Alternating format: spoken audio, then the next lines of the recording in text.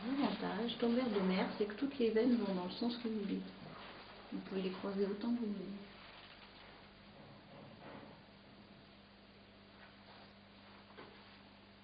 C'est comme tous les métiers artistiques, je crois qu'il y a une part d'évasion dans ce qu'on fait. On est à la fois très concentré, c'est fatigant quand vous avez passé. Là, entre hier, aujourd'hui, ils sont dans leur marbre, et je suis sûre qu'ils sont crevés le soir, parce qu'ils sont tellement dedans, et on se sent bien, on a l'impression d'avoir passé un beau moment avec son marbre, je trouve. Je repars chez moi le soir, je suis fatiguée parce que j'étais tellement concentrée sur mon marbre pour vouloir bien faire. Et on croit que c'est facile comme ça, mais c'est loin d'être facile. Ça fait, je sais pas, 3-4 mois qu'on est sur les marbres et ça rentre pas comme ça, quoi. Il faut avoir beaucoup de patience. Et persévérance. Persévérance. Ouais. Mais chaque produit a ses techniques. Alors c'est vrai qu'il faut ingurgiter. Et c'est vrai que quand on n'y connaît rien, alors ça paraît énorme, quoi. On dirait en disant, mais attends, quand celui-là, il suffit faisant 2 passages, celui-là, est-ce qu'il faut diluer? Entre les noms, l'application, est-ce que celui-là est suivi avec une cire, celui-là est fixatif, parce que suivant les matières que c'est. Bon, je pense qu'il faut faire les stages, hein. Les stages, et puis se faire travailler. En troisième, quand on dit qu'on va en apprentissage, on est considéré comme nul, quoi. En fait, c'est pas parce qu'on fait un métier manuel qu'on n'a rien dans la tête, quoi. La preuve, je sais pas, faut avoir une certaine culture, faut connaître un minimum d'histoire pour pouvoir réussir. Et d'ailleurs, en ce moment, là, on commence à avoir donc les cours d'histoire de l'art.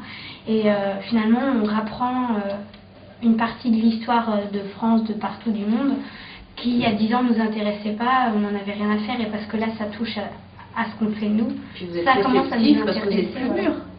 Aussi, ouais, c'est ça aussi. C'est vrai que c'est plus intéressant d'apprendre ça à 20 ans que quand on est là on voit l'intérêt, quoi. Voilà. En fait, j'ai découvert il n'y a pas longtemps, parce que c'est très long, donc de bien gérer ses gestes. Et en fait, des petits trucs comme ça, quoi. On découvre qu'en faisant tourner la brosse, on fait, ça ressemble pas mal, quoi. Ouais. Donc, mais je pense que chacun la tient un peu comme il veut, mais moi c'est à force de regarder Madame Grimaldi, j'ai un peu copié son geste et je pense que j'y arrive mieux comme ça, en fait. On voit beaucoup plus des différences entre la main féminine et puis la main masculine. Oui. On voit quand même que les femmes, c'est plus doux que les hommes. On se dit, ouais, en appuyant moins sur la brosse, on aura peut-être plus de facilité. Puis des fois on y arrive, mais des fois c'est beaucoup plus dur. Et chaque client est différent, chaque lieu est différent, chaque décor va être différent. Donc il y a toujours ce changement qui fait qu'on attaque, quoi, et on a envie de... Ça change toujours, c'est de la créativité tout le temps. Je crois que j'aime pas le côté répétitif de la chose, et je crois que j'ai jamais fait 2 fois la même chose. Donc je crois que c'est ça qui est... Puis bon, une espèce de liberté aussi, et de confiance du client. Les gens vous font confiance parce qu'ils savent pas. Donc ils ont du mal à se représenter. Donc en fait, je crois qu'on est là pour réaliser leurs rêves. En fait.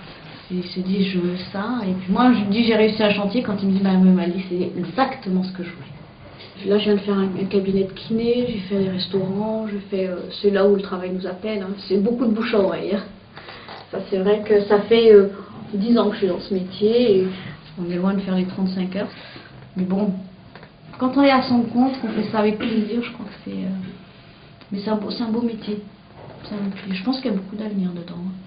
C'est un métier qui est très physique. Hein. Ça, c'est vrai que quand on a une grande cage d'escalier, vous êtes bien content d'avoir un homme qui vient vous mettre l'échafaudage, qui vous porte les bassines de 25 kg.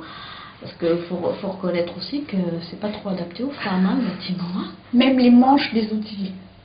Je peux vous dire que j'ai une lisseuse métallique, un manche en bois, je l'ai fait toute reprendre par le menuisier, je ne pouvais pas l'attraper. Donc c'est vrai qu'on a besoin des deux, puis je crois que même par rapport aux clients, quand tu vois une femme comme nous arriver, etc., c'est vrai. Et en même temps, par rapport à l'homme, la femme c'est souvent elle qui s'occupe des problèmes de déco à la maison. Elle n'est pas toujours rassurée quand elle tombe face à un homme qui lui dit, moi je ferai comme ci ou je ferai comme ça. Et Et elle a souvent l'impression de ne pas être comprise par rapport à elle en tant que femme et ce qu'elle aimerait. Donc je pense qu'il faut les deux. Hein. Je dirais que c'est pas un métier d'homme, c'est pas un métier de femme, mais les deux sont très complémentaires hein, dedans. Hein.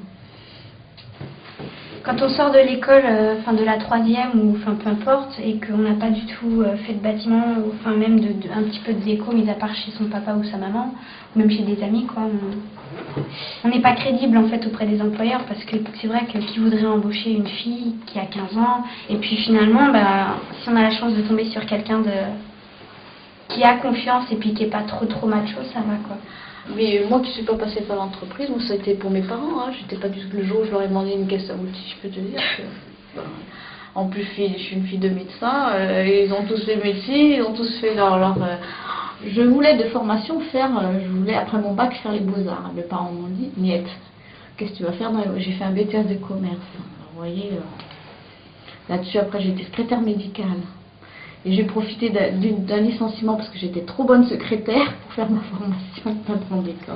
Parce que j'avais un mari qui me disait toujours, j'aimerais bien que tu apprennes à faire les faux mains, et j'ai profité donc de faire, j'ai fait l'IPEDEC et j'ai fait l'école Boulan en déco d'intérieur. J'ai eu la chance, j'ai eu un patron qui était tellement démoralisé par le précédent apprenti qu'il avait eu, qu'il était prêt à prendre une fille et puis il m'a gardé 4 ans. Et puis ça m'a motivée, du coup j'ai fait le concours du meilleur apprenti, j'ai eu ma médaille, tous mes examens, puis j'étais pas dans les dernières donc. Et puis j'ai décidé donc de faire la mention complémentaire, mais ça faisait très longtemps que c'était dans ma tête quoi. Et là ça fait depuis le mois de septembre que je suis là. Et même si je suis pas très patiente, j'adore ce que je fais. Même si je me décourage vite, j'adore ça.